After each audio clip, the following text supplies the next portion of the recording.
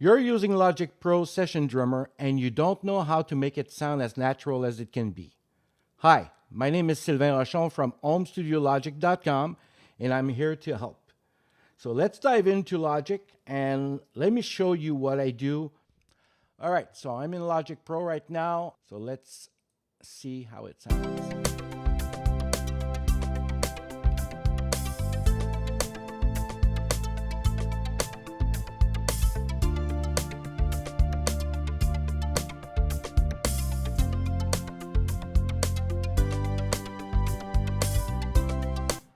All right, so first thing that I'm noticing is that this drummer is playing on the rim shot and I don't want that. So I'm gonna go to edit mode and I'm gonna tell that guy to play the snare drum in the center and I don't want any ghost notes.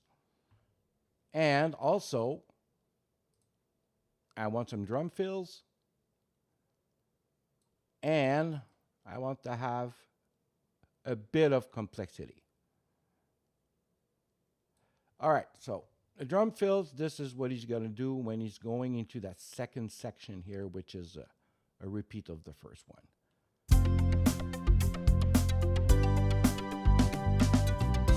So he's doing a drum fill. Now, one extra tip that I'm giving you here, it's not the subject of this video, but on the session bass player, very important.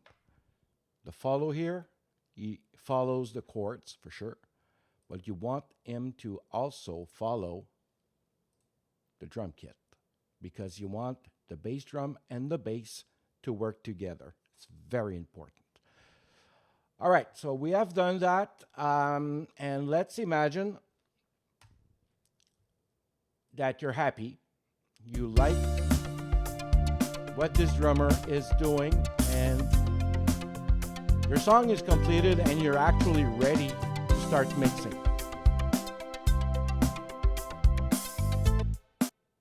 So the first thing that I do, click here, I've pressed on Y, and I will choose a different drum set into the multi-channel kits. And I'll tell you why shortly. Oh, I like the East Bay. So, boom, I have chosen the East Bay. So let's get out of there. And now the difference is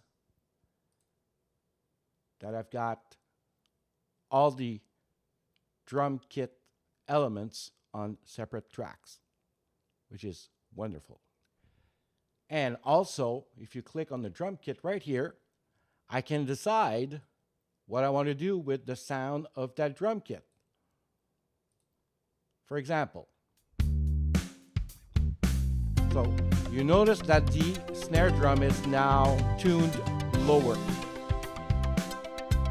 So let's say I want to raise its gain and I want this snare drum to be at a higher pitch.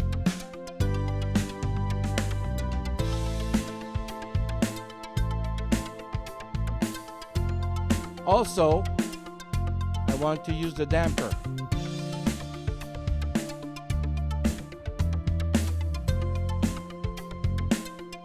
And maybe I want the hi-hat to be louder.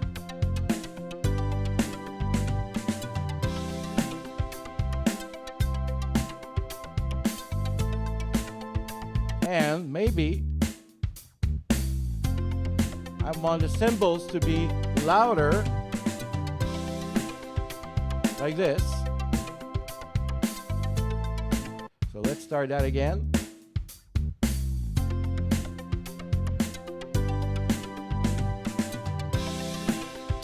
All right, so you're seeing what I'm doing.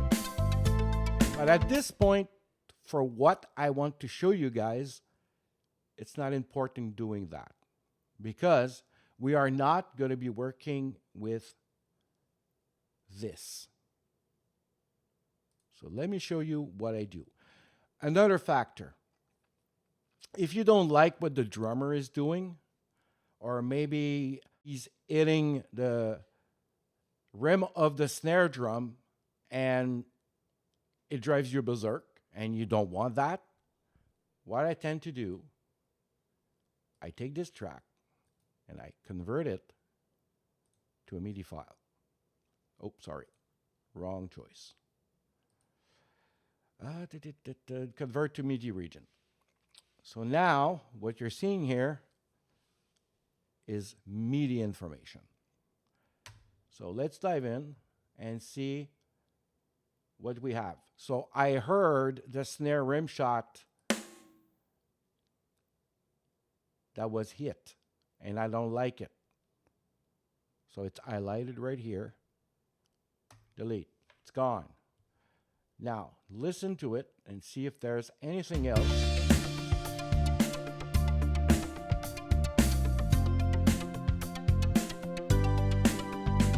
I'm noticing something right here. This guy hit the side stick. I don't want that. Delete. Gone. All right, so technically we should be good to go from this point on. All right, let's say we're good and it's all been changed, and maybe I changed a drum fill because I can do it here in the edit page. Oh, or the edit window if you prefer. So let me get out of there. And now I do have a drum track that I like. So the trick is to highlight all the drum pieces without the tambourine, shaker, and clap, snare bus, kick bus, effects, and sub, attack, crunch, and pump, which are compressors. You don't want that. You just want those. So let me export to audio tracks, and let me decide. I'm going to send it to my desktop, and I'm going to create a folder called drum demo and create and export. All right, that's done. Now I can close this, I can mute it, and now if I go into my Finder, I go on my desktop right here. I've got the drum demo folder right here. I highlight the tracks. Insert the tracks right here. Create new track, boom, boom, boom. All right.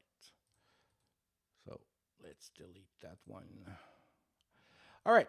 So now I've got the drum kit all in audio files. So what I like to do is I like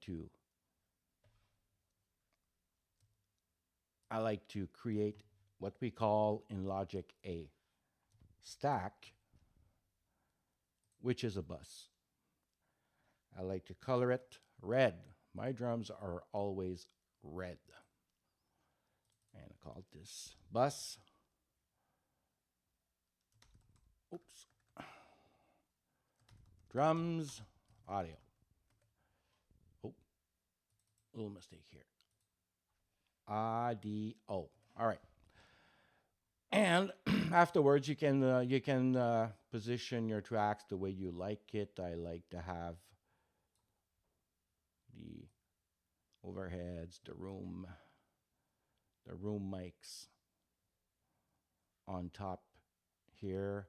Then I like to have my kick drum in, my kick drum out, my top snare, bottom snare, hi-hat. I normally put it right there after the rooms. And I've got toms 1, 2, 3. So high, medium, and low. So now you have a complete drum kit that you can listen to. Can you hear the difference?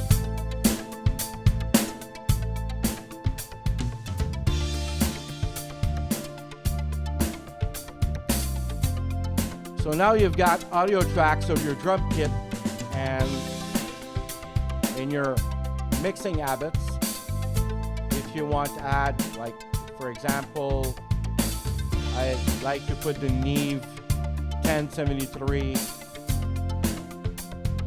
preamp.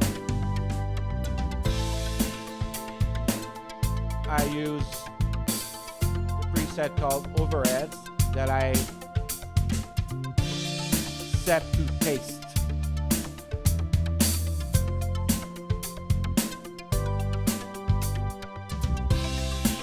All right, so now you can add a compressor if you want, and you can do whatever you want. On the snare drum, let's start this again. On the snare drum, maybe you want to lower down the bottom.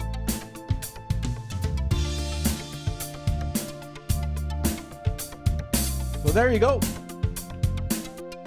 So now you have a drum track that sounds good, even if it's been played by a robot. Let's put it that way. It's like a robot. So that's the trick. Well, I hope it helps you, and I hope that you will take advantage of this tip in your next production. If you like the content of this video, well, I suggest you stick around by subscribing and giving me a thumbs up if you like it. You can also go on my website, homestudiologic.com/8-step mix, which is access to my PDF file that explains to you how I mix in 8 steps to get a fantastic sounding mix every time. Until then, goodbye.